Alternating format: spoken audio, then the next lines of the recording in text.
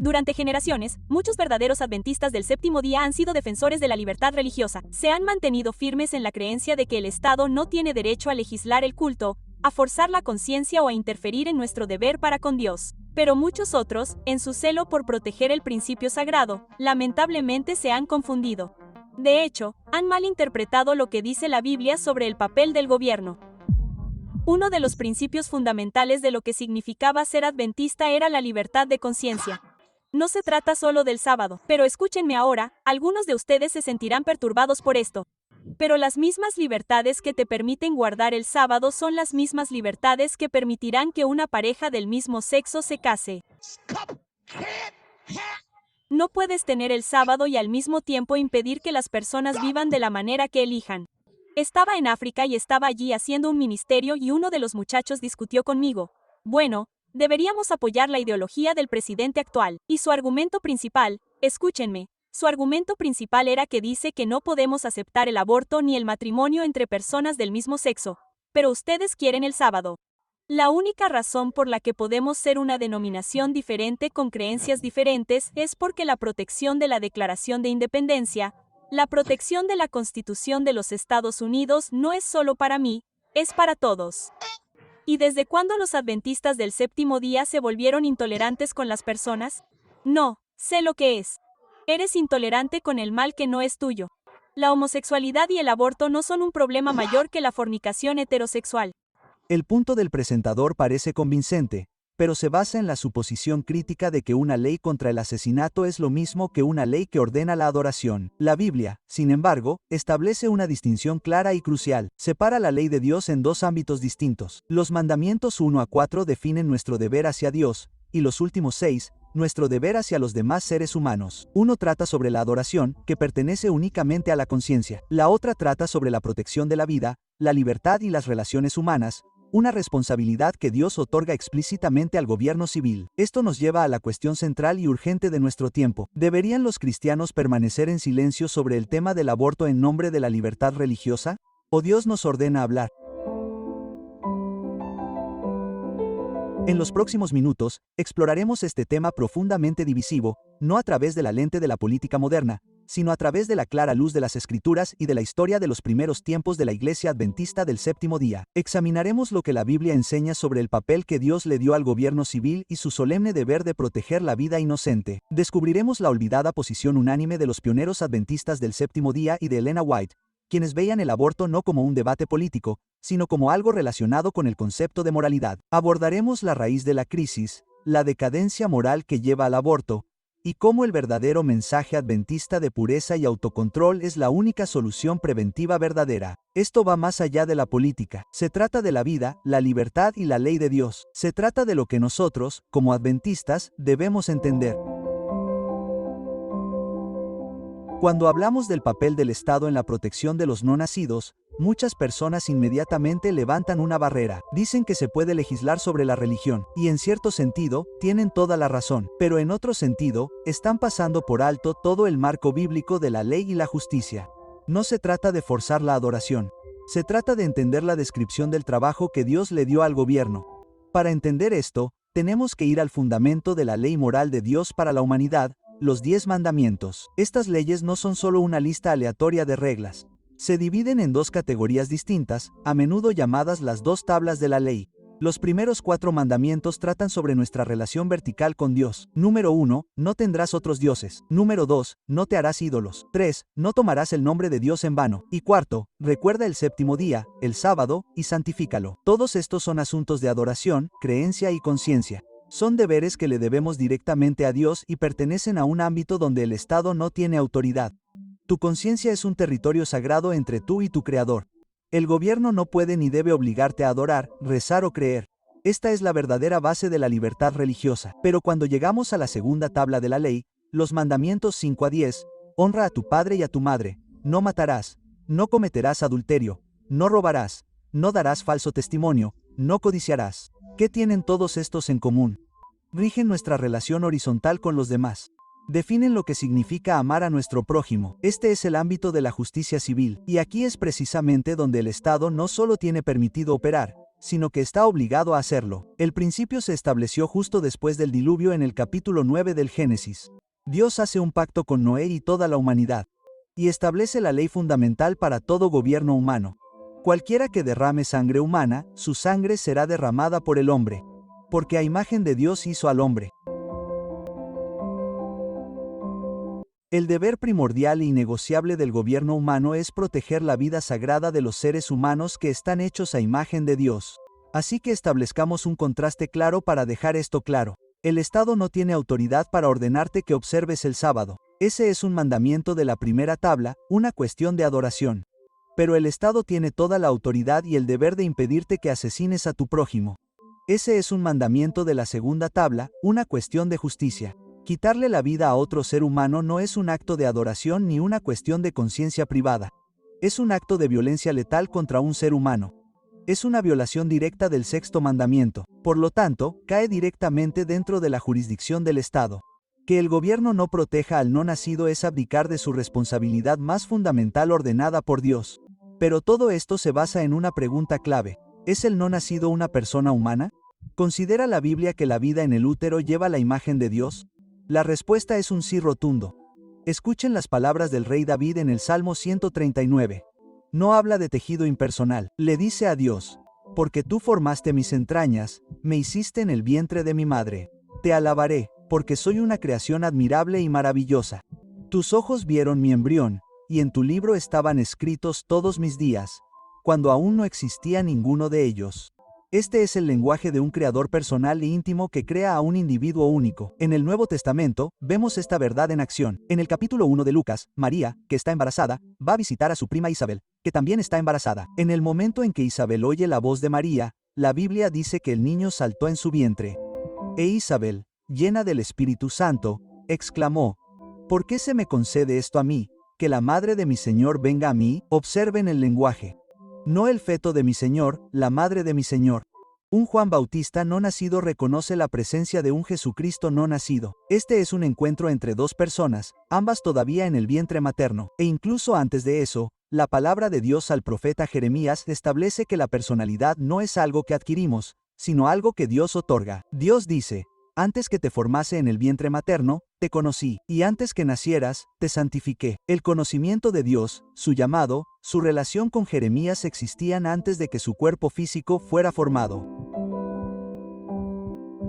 Por lo tanto, vamos a unirlo todo. El mandato bíblico para el gobierno es claro. Debe mantenerse fuera del ámbito de la conciencia y la adoración, pero Dios le ordena que entre en el ámbito de la justicia para proteger al inocente y castigar al culpable. Proteger la vida del no nacido no es que el Estado establezca una religión. Es que el Estado cumpla con su deber moral y esencial básico de defender la ley que dice que no matarás. Es una cuestión de igual protección para todos los que están hechos a imagen de Dios. Y esta convicción no es nueva.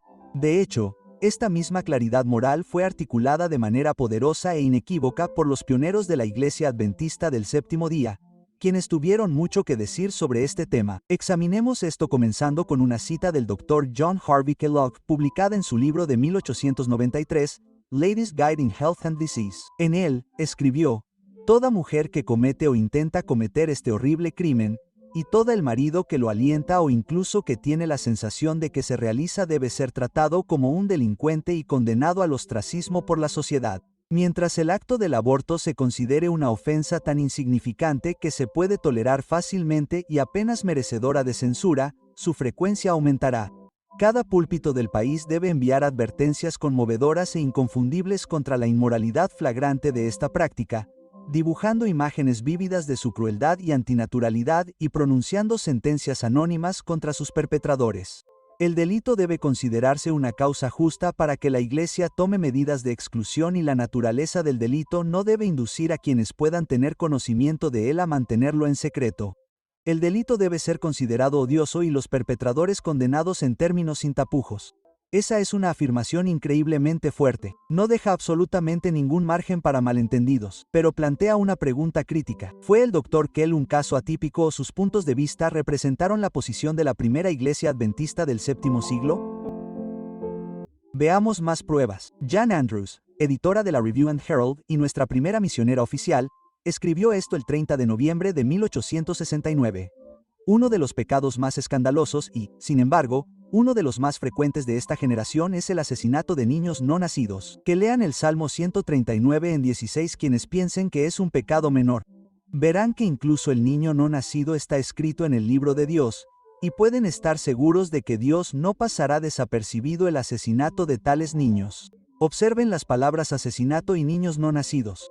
Veamos una declaración más. James White, uno de los fundadores de nuestra obra editorial y presidente de la Conferencia General, incluyó comentarios de un médico en su libro Solemn Appeal. La cita dice: pocos son conscientes del terrible alcance al que se lleva a cabo este nefasto negocio, esta práctica peor que diabólica en todas las clases sociales. Muchas mujeres deciden que no serán madres y se someten al trato violento, cometiendo el delito básico para llevar a cabo su propósito. Y muchos hombres son siempre cómplices de ello, ya que inducen y a veces incluso obligan a la madre a la condición que sabe que conducirá a la comisión del delito. James White llamó a esto el delito básico. J. H. Wagner, el editor del Pacific Health Journal, también hizo esta poderosa comparación. Casi cualquier madre se sorprendería ante la idea de matar a su hijo después de nacer. Y parece muy extraño que las mismas mujeres sientan poco o ningún remordimiento de conciencia al destruir o matar a los pequeños inocentes antes de que nazcan. Es tan verdadero asesinato quitar la vida en una condición como en la otra. Una vez más, Wagner es inequívoco. Es asesinato quitar una vida antes del nacimiento, al igual que lo es después. Y la doctora Kate Lindsay, la primera mujer la médica adventista, no se anduvo con rodeos cuando escribió sobre las trágicas circunstancias que enfrentaban algunos niños no nacidos. Dijo: la madre ha dedicado su tiempo a planear asesinarlo antes de que nazca, porque a menudo es un niño no deseado. Asesinato, niño, infantes, seres humanos. Estas son las palabras que nuestros pioneros usan constantemente. Pero ¿qué pasa con Elena de White? Si bien nunca usó la palabra específica aborto, sus escritos están saturados de un profundo respeto por la santidad de la vida de los padres. Claramente veía al no nacido no como un montón de células, sino como una persona, un niño con una vida que dependía de la madre. En el hogar adventista, escribe: muchos padres consideran que el efecto de la influencia de los padres es un asunto de poca importancia, pero el cielo no lo tiene en cuenta. 2 vidas dependen de ella y sus deseos deben ser considerados con ternura. 2 vidas, no una vida y un trozo de tejido. 2 vidas. Incluso describió a los padres que hacen trabajar demasiado a sus esposas embarazadas como culpables de un crimen terrible. Escribió que un padre así había sido culpable de casi asesinar a sus hijos al soportar tantas cargas sobre la madre, obligándola a trabajar más allá de sus fuerzas antes de que nacieran, casi asesinando a sus hijos. Su constante e inquebrantable respeto por la vida y su amplio consejo o cuidado parental demuestran que estaba en perfecta armonía con los demás pioneros. Para ella, los no nacidos eran niños humanos vivos, preciosos a los ojos de Dios. Ahora bien, es importante entender el contexto histórico de estas declaraciones. Los pioneros no escribían en el vacío. A mediados y finales del siglo XIX, un importante movimiento social se extendía por Estados Unidos, conocido como la Cruzada de los Médicos contra el Aborto. Los médicos, encabezados por la recién formada Asociación Médica Estadounidense, realizaban una agresiva campaña para que el aborto fuera ilegal en todo el país. Vieron de primera mano la devastación que causaba, pero mientras intentaban recabar apoyos, les sorprendió el silencio de un grupo clave, los líderes religiosos del país. Un historiador señaló que los médicos estaban profundamente resentidos por el hecho de que el portavoz religioso del país evitara su número especial. Habían adoptado una postura moral y les disgustó que las voces establecidas de la autoridad moral se negaran a hablar en su nombre. ¿Por qué guardaron silencio las iglesias? Una de las principales razones fueron las finanzas. Los periodistas médicos de la época acusaban a las revistas religiosas de valorar demasiado los ingresos por publicidad de venenos abortivos vendidos para inducir abortos como para arriesgarse a criticar la práctica. Pero en medio de este silencio generalizado, los adventistas fueron una clara excepción. En agosto de 1868, el Health Reformer, la revista mensual de salud de nuestra iglesia, condenó abiertamente esta hipocresía. El editor Horatio escribió: los periódicos religiosos no son, sin duda, una excepción. El asesinato de niños, tanto antes como después del nacimiento, es un negocio habitual y muy extendido, y los editores de periódicos saben que su publicidad paga mucho mejor que cualquier otra. No es solo en el Herald y el Sunday Mercury donde se encuentran esos anuncios. Están en los periódicos religiosos más ortodoxos y leídos. Piense en eso. Ya en 1868, los adventistas del séptimo día condenaban públicamente a otras denominaciones protestantes por sacar provecho de lo que llamaban asesinatos de niños. Mientras que la mayoría de las iglesias guardaban silencio, los adventistas veían el aborto no como un problema político, sino como un profundo problema moral que se abordaba directamente en el sexto mandamiento: no matarás. Cuando el silencio extraoficial entre las iglesias fue finalmente roto en 1867 por un famoso ministro congregacionalista, el reverendo John Todd, que escribió un artículo titulado Asesinato de moda, y fue uno de los primeros en publicarlo, nuestra propia Adventist Review and Sabbath Herald con Uriah Smith como editor. La iglesia tenía solo 4 años en ese momento. Sin embargo, los líderes reconocieron de inmediato la gravedad de asesinar a niños no nacidos y no perdieron el tiempo en tomar una posición pública. Este no era un problema francés para ellos. Ad Jones, otro destacado editor adventista, incluso comparó la moral cristiana con la de los antiguos filósofos griegos. Escribió en 1891 que Platón enseñaba tanto la conveniencia como la legalidad de exponer a los niños a la muerte. Y Aristóteles canceló el aborto. Si los filósofos griegos pudieran establecerse en los Estados Unidos hoy en día e intentaran practicar aquí lo que pensaban y practicaban en Grecia, toda su pandilla estaría en la penitenciaría dentro de un descampado. Los pioneros vieron esto como una línea clara entre la inmoralidad pagana y la verdad bíblica. Su postura al respecto era tan firme que estaba relacionada con la disciplina de la Iglesia. Como afirmó el Dr. Kellogg, el aborto debe considerarse una causa justa para que la Iglesia actúe para disociar a la comunidad. Esto se alinea perfectamente con el consejo que dio Elena White respecto a otro gran mal moral de aquella época, la esclavitud. Escribió que si un miembro de la Iglesia promovía públicamente puntos de vista a favor de la esclavitud y se negaba a retractarse, sería deber del pueblo de Dios retirarle públicamente su simpatía y compañerismo. Debemos dejar claro que no tenemos a nadie así en nuestra comunidad y que no caminaremos con ellos en calidad de iglesia.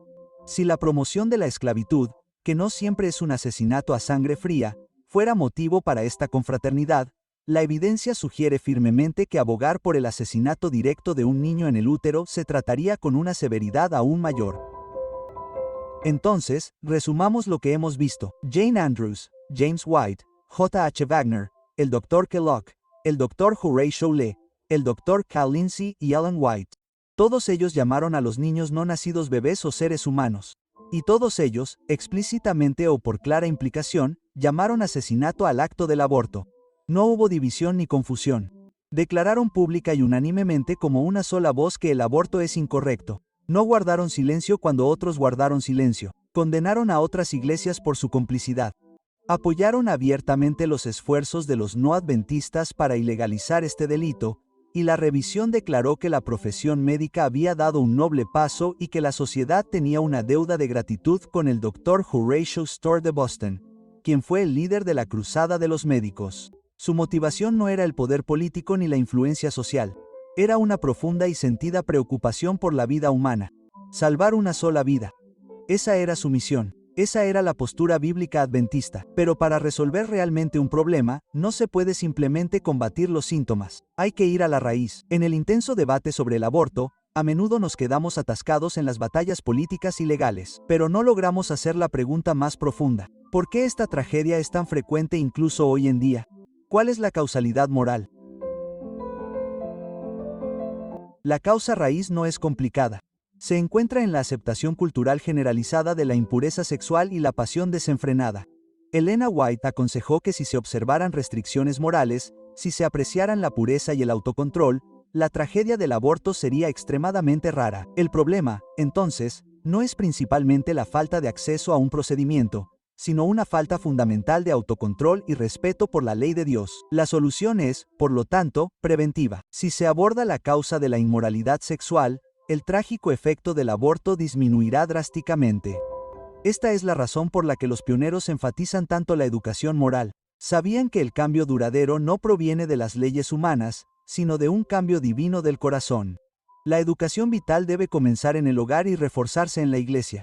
Tenemos el deber sagrado e innegociable de formar a nuestros niños y jóvenes.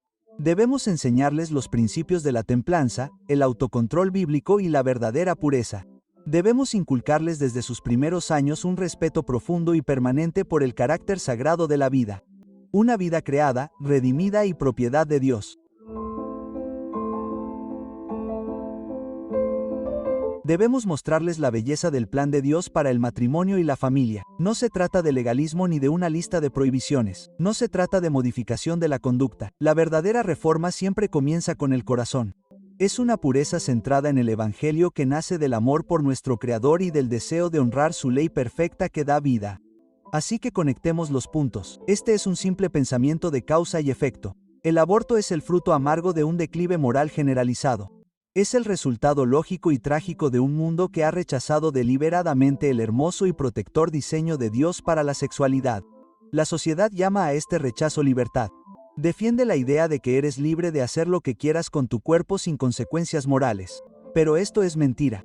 Esta falsa libertad es la peor clase de esclavitud. Es un camino que lleva a corazones rotos, familias rotas, decadencia espiritual y a una cultura que, en última instancia, ve la vida humana como algo desechable. La verdadera libertad no es el derecho a seguir nuestras pasiones pecaminosas. La verdadera libertad es el poder que Cristo nos dio para controlarlas. Cuando una sociedad e incluso una iglesia abandonan el estándar de Dios, nos vemos obligados a lidiar con las inevitables y desgarradoras consecuencias. Esto no es solo un fracaso político, es un fracaso espiritual. Y, por encima de todo, recordemos siempre que la verdad nunca debe ser un arma para herir, sino una invitación a sanar. A cualquiera que esté viendo esto y que haya abortado, haya apoyado uno o haya quedado atrapado sin otra opción, quiero que escuche esto claramente. Hay perdón, hay esperanza, hay sanación completa en el nombre de Jesucristo. La cruz es el gran ecualizador. Es un testimonio de que ningún pecado, ninguna elección, ningún secreto es más grande que la gracia de Dios. La Biblia nos dice que donde abundó el pecado, sobreabundó la gracia. La sangre de Cristo derramada por toda la humanidad cubre todo pecado, incluido el aborto. Cuando acudimos a Él con un corazón sincero y arrepentido, no nos ve como una etiqueta.